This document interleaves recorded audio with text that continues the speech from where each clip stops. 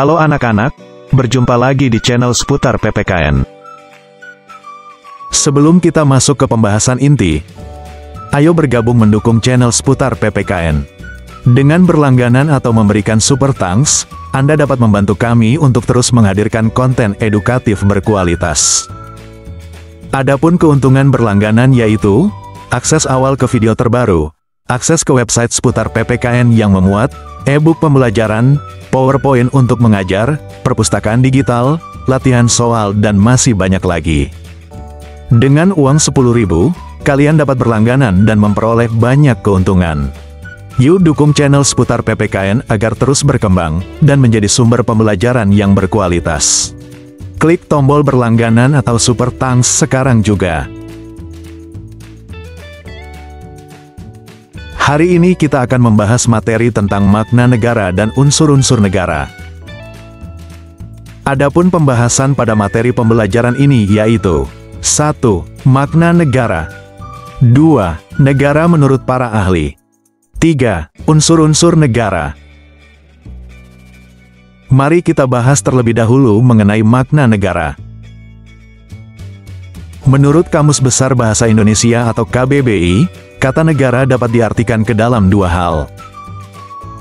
Yang pertama, negara adalah sebuah organisasi yang berada pada suatu wilayah, dan memiliki kekuasaan tertinggi secara sah, serta ditaati oleh masyarakat di dalamnya. Yang kedua, sebuah negara dapat disimpulkan sebagai kelompok sosial, yang mendiami sebuah wilayah maupun daerah tertentu, yang berada di bawah lembaga politik maupun pemerintah yang efektif, memiliki kesatuan politik, dan memiliki tujuan nasional yang ingin dicapai oleh suatu wilayah tersebut. Selanjutnya kita bahas pengertian negara menurut para ahli. Berikut beberapa pendapat ahli tentang arti negara. 1. Roger Henry Soltau. Menurut Roger Henry Soltau, negara adalah alat atau wewenang yang mengatur atau mengendalikan persoalan-persoalan bersama atas nama masyarakat. 2. Harold Joseph Lasky. Menurut Harold Joseph Lasky, negara adalah suatu masyarakat yang diintegrasikan dan memiliki wewenang yang bersifat memaksa, serta yang secara sah lebih berwenang daripada individu atau kelompok yang merupakan bagian dari masyarakat. 3. Max Weber. Menurut Max Weber, negara adalah suatu masyarakat yang mempunyai monopoli dalam penggunaan kekerasan fisik secara sah dalam suatu wilayah. 4. Miriam Budiarjo. Menurut Miriam Budiarjo, negara adalah suatu organisasi dalam suatu wilayah yang mempunyai kekuasaan tertinggi yang sah dan yang ditaati oleh rakyatnya. Selanjutnya, mari kita bahas mengenai syarat-syarat atau unsur-unsur terbentuknya negara. Menurut Konvensi Montevideo tahun 1933, terdapat syarat yang bersifat mutlak atau disebut konstitutif, dan ada unsur tambahan atau syarat deklaratif. Syarat konstitutif merupakan syarat negara yang mutlak harus ada, sesuai kenyataan atau faktanya negara itu memiliki wilayah, rakyat, dan pemerintahan yang berdaulat. Sedangkan syarat deklaratif atau unsur tambahan adalah adanya pengakuan dari negara lain. Adapun penjelasannya sebagai berikut. Unsur yang pertama, wilayah. Setiap negara menempati suatu wilayah yaitu tempat tertentu dan memiliki batas-batas tertentu juga. Kekuasaan negara tersebut mencakup wilayah darat, laut, dan udara. Akan tetapi, ada juga negara yang tidak memiliki wilayah laut. Unsur yang kedua, rakyat. Setiap negara memiliki rakyat yaitu setiap orang yang mendiami wilayah negara tersebut. Secara singkat, rakyat merupakan persekutuan hidup manusia yang mempunyai keinginan untuk bersatu dan mempunyai persamaan cita-cita. Unsur yang ketiga, pemerintahan yang berdaulat. Setiap negara di dunia pasti memiliki pemerintahan yang berdaulat dengan lembaga-lembaga negara serta segala identitas negara yang membedakan dengan negara lainnya. Unsur yang keempat, pengakuan negara lain. Terdapat dua jenis pengakuan dari negara lain yaitu pengakuan secara de facto dan pengakuan secara de jure. Pengakuan secara de facto adalah pengakuan suatu negara terhadap negara lain, sejak faktanya negara itu berdiri, dan memenuhi unsur mutlak negara seperti, adanya wilayah, rakyat, dan pemerintah yang berdaulat. Sedangkan pengakuan secara de jure adalah, pengakuan suatu negara oleh negara lain, berdasarkan pertimbangan yuridis atau hukum, misalnya melalui perjanjian. Hari ini kita akan membahas materi tentang wilayah negara kesatuan Republik Indonesia. Adapun pembahasan pada materi pembelajaran ini yaitu 1. Pembatasan wilayah NKRI 2. Penetapan wilayah NKRI 3. Batas wilayah NKRI. Mari kita bahas dulu tentang pembatasan wilayah NKRI. Menurut Pasal 1 Ayat 1 Undang-Undang Nomor 43 Tahun 2008, wilayah NKRI merupakan satu unsur negara, yang merupakan satu kesatuan wilayah daratan, perairan pedalaman, perairan kepulauan, dan laut teritorial, beserta dasar laut dan tanah di bawahnya, serta ruang udara di atasnya, termasuk seluruh sumber kekayaan yang terkandung di dalamnya. Meskipun wilayah NKRI terdiri atas ribuan pulau, namun pulau-pulau itu tidak terpisah, tetapi merupakan kesatuan yang terhubung satu dengan yang lain. Masalah pembatasan wilayah negara Indonesia sudah dibahas sejak sidang kedua BPUPKI yang dilaksanakan pada tanggal 10–17 Juli tahun 1945.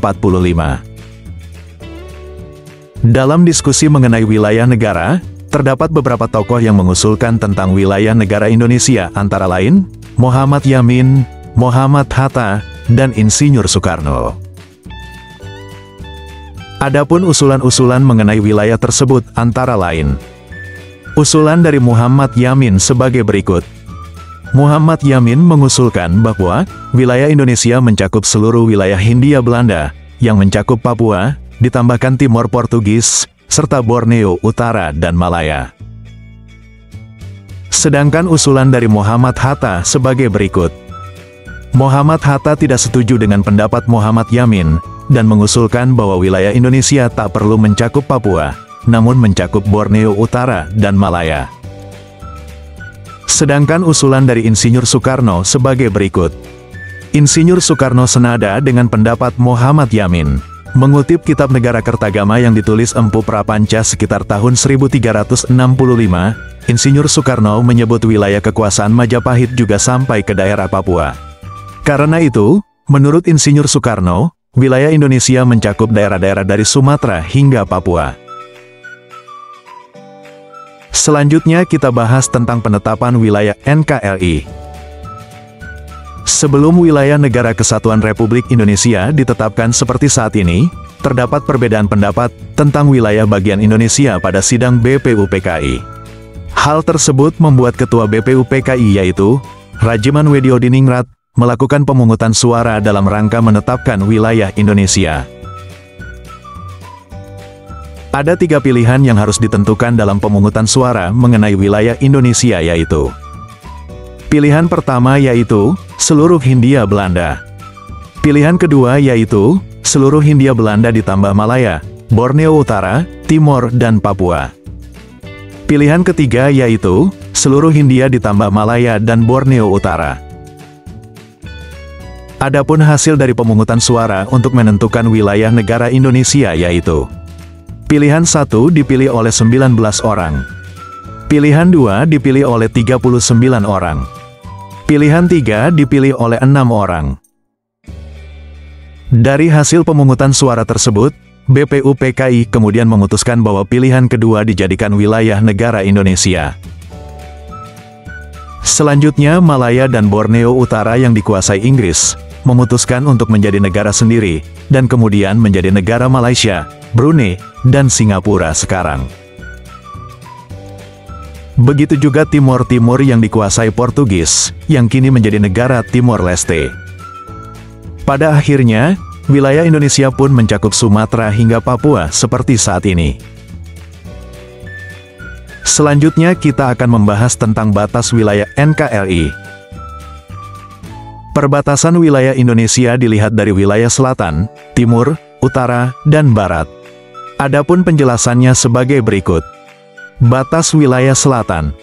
Di wilayah selatan Indonesia berupa Laut Indonesia dan Laut Arafuru yang secara langsung berbatasan dengan negara Australia. Batas wilayah timur. Di sebelah timur, Indonesia memiliki perbatasan di Pulau Papua dengan negara Papua Nugini. Batas wilayah utara. Di wilayah utara, Indonesia berbatasan dengan Filipina, Malaysia, dan Singapura. Batas wilayah barat. Sedangkan di wilayah barat, Indonesia memiliki wilayah laut yang berbatasan dengan India. Selanjutnya kita bahas mengenai ruang lingkup wilayah Negara Kesatuan Republik Indonesia. Wilayah daratan.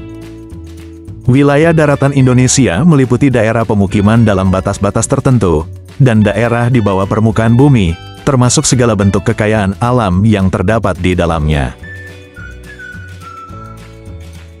Indonesia dikenal sebagai negara kepulauan, yang tersusun dari pulau-pulau besar dan kecil. Berdasarkan data Badan Pusat Statistik, jumlah pulau seluruh provinsi Indonesia pada tahun 2021 yaitu 16.766 pulau.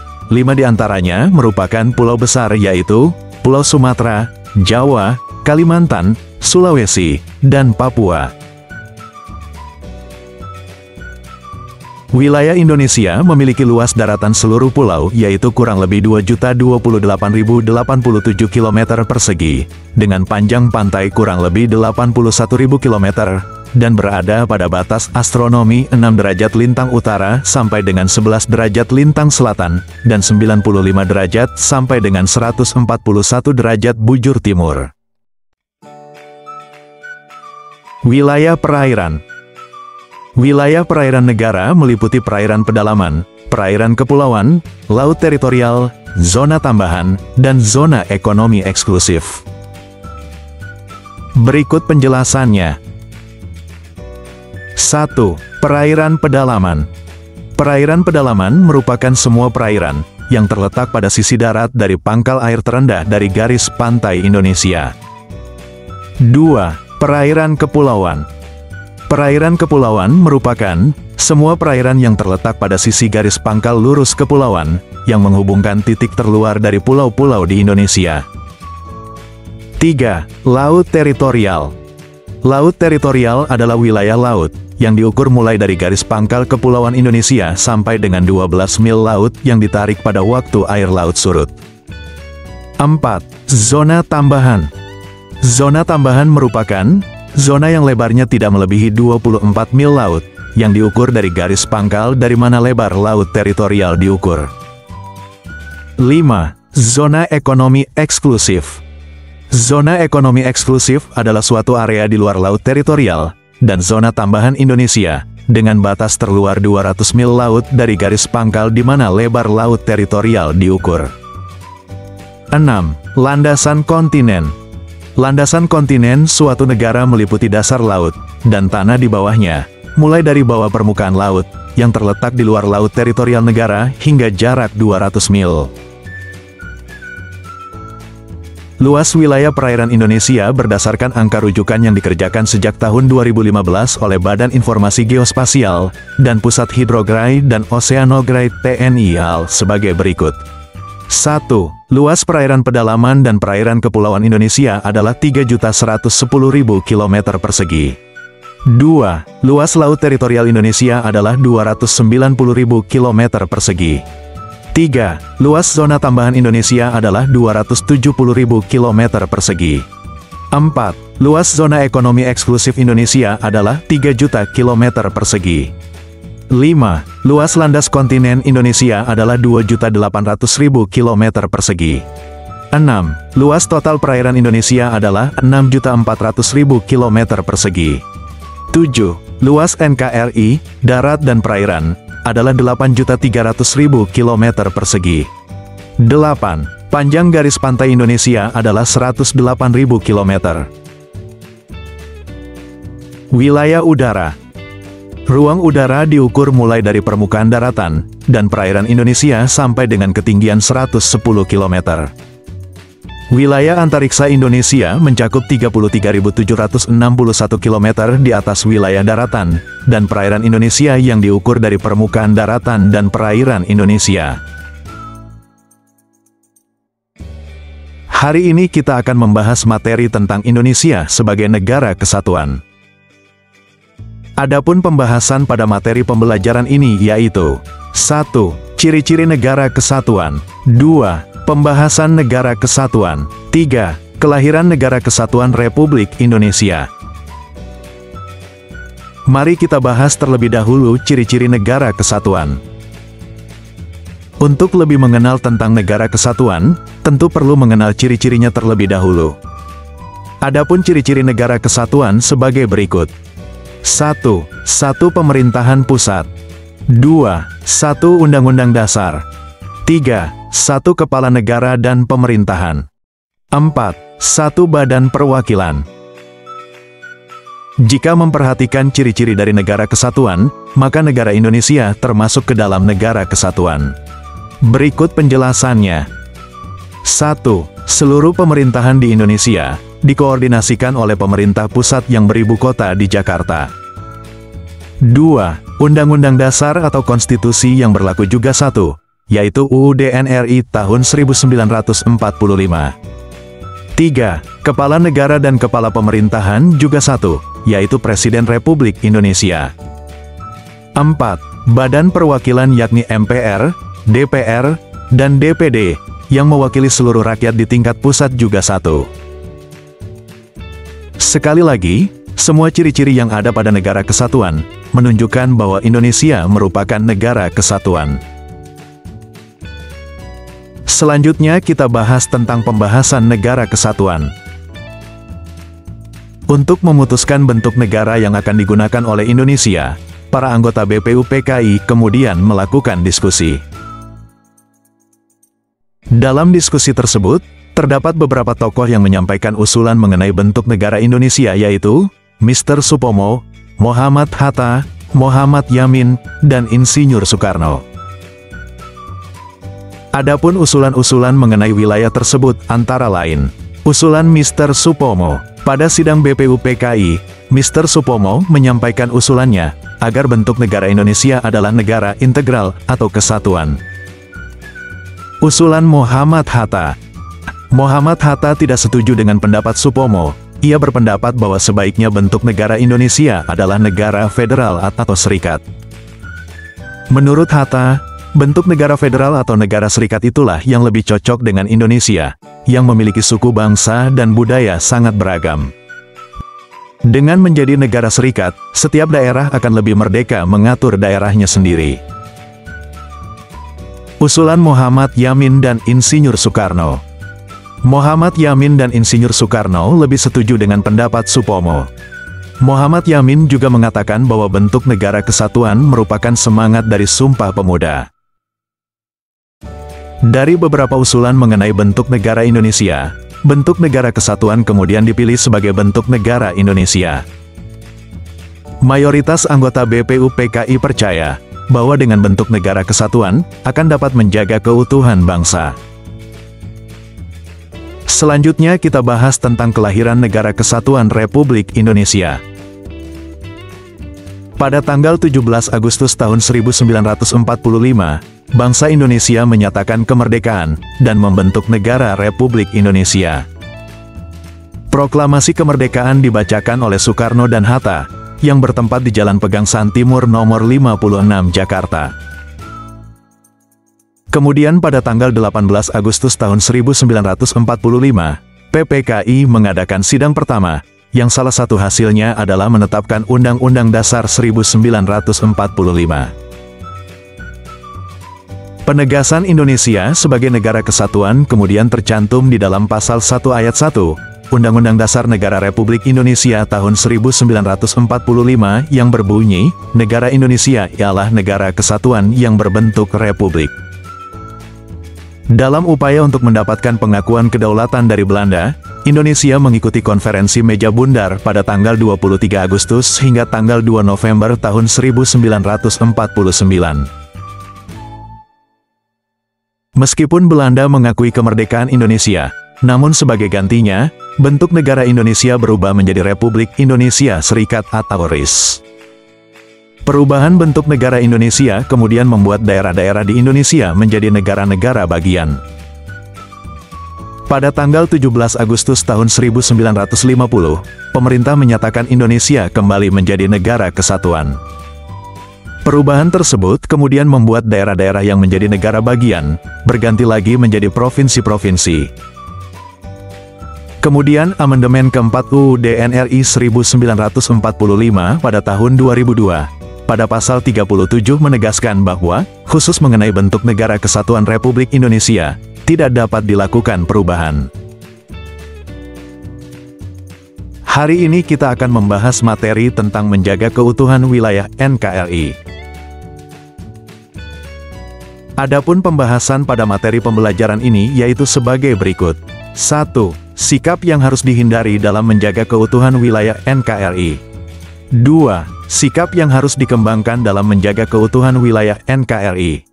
3. Sikap menjaga keutuhan wilayah NKRI di berbagai lingkungan. Mari kita bahas terlebih dahulu tentang sikap yang harus dihindari dalam menjaga keutuhan wilayah NKRI.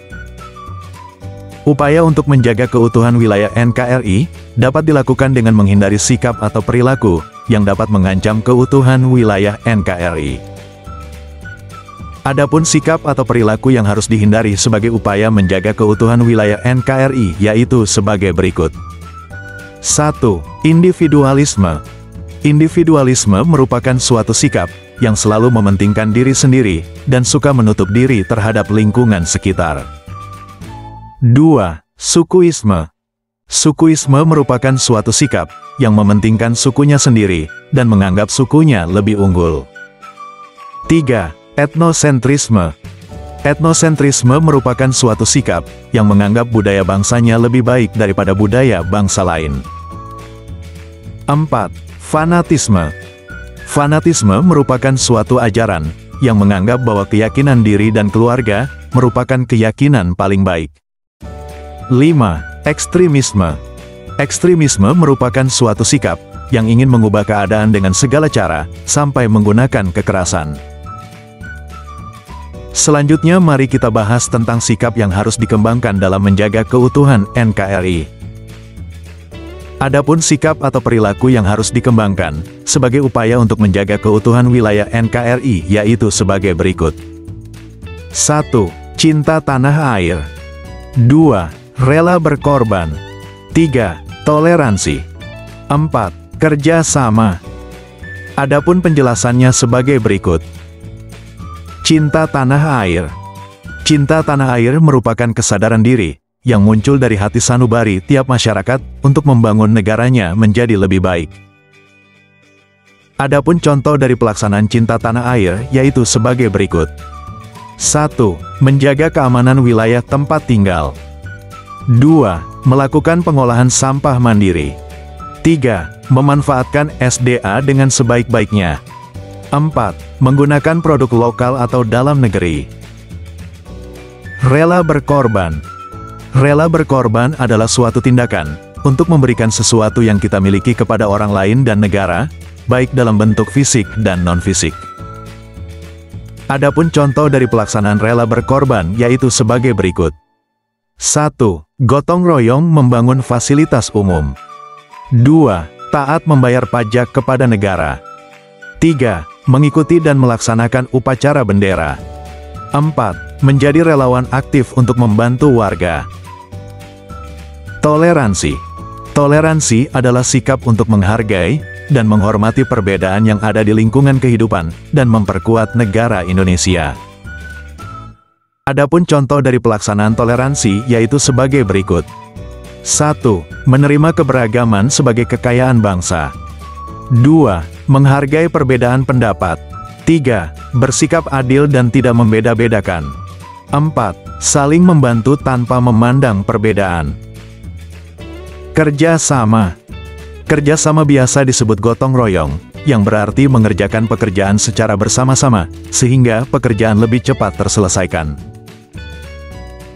Adapun contoh dari pelaksanaan kerjasama yaitu sebagai berikut. 1. Mengikuti kegiatan gotong royong di sekitar. 2. Kegiatan ronda malam untuk menjaga keamanan. 3. Bekerja sama dalam upaya penanggulangan bencana. 4. Berpartisipasi dalam berbagai program pemerintah. Selanjutnya kita bahas tentang sikap menjaga keutuhan wilayah NKRI di berbagai lingkungan.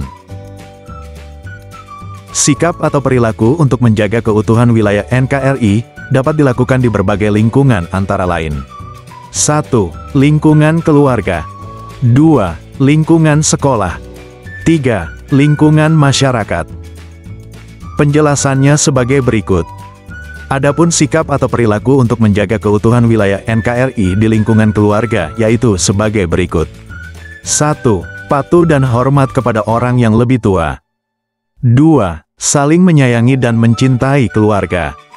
3. Mengingatkan kepada anggota keluarga jika melakukan tindakan yang bertentangan. Adapun sikap atau perilaku untuk menjaga keutuhan wilayah NKRI di lingkungan sekolah yaitu sebagai berikut.